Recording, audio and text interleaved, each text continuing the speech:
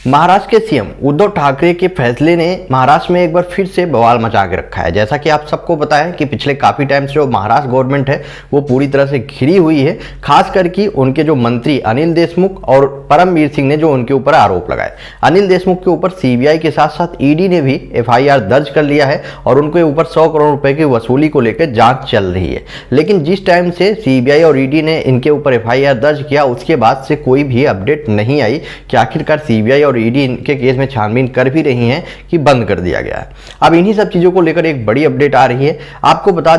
दूं कि उद्धव ठाकरे ने एक फैसला लिया था जिसमें उन्होंने एक सीमित बैठाई थी इन दो के दोनों केस में छानबीन करने के लिए। जो एक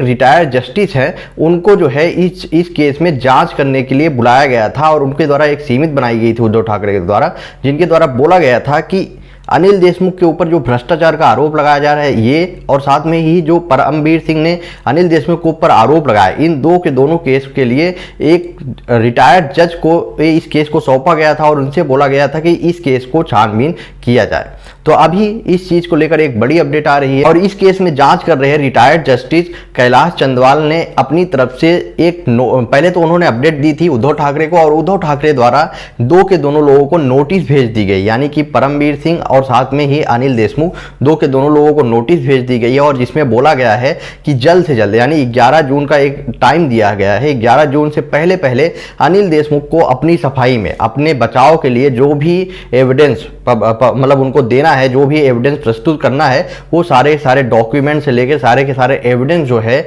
वो जस्टिस कैलाश को दे दे। और साथ में ही और परमवीर सिंह को भी बोला गया है कि आखिरकार उन्होंने किस बेस पे अनिल देशमुख के ऊपर 100 करोड़ रुपए का वसूली का आरोप लगाया है, उनके पास क्या क्या एविडेंस है और क्या क्या डॉक्यूमेंट उनके पास है जिसकी वजह से उन्होंने अनिल देशमुख के ऊपर इतना बड़ा आरोप लगाया भ्रष्टाचार का। वो सारे के सारे एविडेंस भी ये ले जाके उन रिटायर्ड जज के पास में सौंप दें। 11 जून तक का इनके पास टाइम दिया गया है दो के दोनों लोगों के ऊपर। लेकिन अब आखिरकार बवाल किस चीज पे मच रहा है? बवाल इस चीज पे मच रहा है कि लोगों की तरफ से सवाल उठने स्टार्ट हो गए कि जो इतनी बड़ी बड़ी एजेंसी जो कि सीबीआई और ईडी इस केस में छानबीन कर रही हैं पहले से ही, उनकी तरफ से एफआईआर भी दर्ज कर लिया गया है, लेकिन आखिरकार ऐसा क्या रीजन है जिसकी वजह से महाराष्ट्र गवर्नमेंट इन दो के दोनों के ऊपर अपनी तरफ से एक सीमित बैठा के उनके वो भी एक जो रिटायर्ड जज है, सिर्फ उनको एक रिटायर्ड जज है, उन्हीं की एक टीम बनाई गई है, उन्हीं के द्वारा ये जाँच कराया जा रहा है। आखिरकार उद्धव ठाकरे की ऐसी क्या मजबूरी है या वो क्या चाहते हैं कि वो जो है इस केस में एक अलग से सीमित बना के उससे भी इस केस में जांच करवा रहे हैं।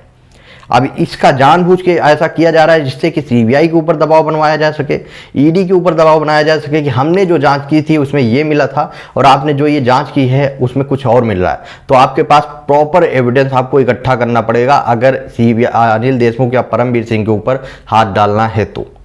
कहीं ना कहीं ये बहुत ही ज़्यादा शॉकिंग है, लेकिन वहीं पब्लिक की तरफ से भी उद्धव ठाकरे के इस फैसले पे आवाज़ उठाई जा रही है। लेकिन अब जो भी हो, अभी इनके द्वारा ये डिसीजन ले लिया गया है और 11 तारीख तक का डेट दिया गया है कि 11 तारीख से पहले पहले अपने सारे एविडेंस जो है इनको सौंप दिए जाए। आपका क्या ओपिनियन है इस पर? आप अपना ओपिनियन कमेंट बॉक्स में बताएं और वीडियो को ज़्यादा से ज़्यादा शेयर करें।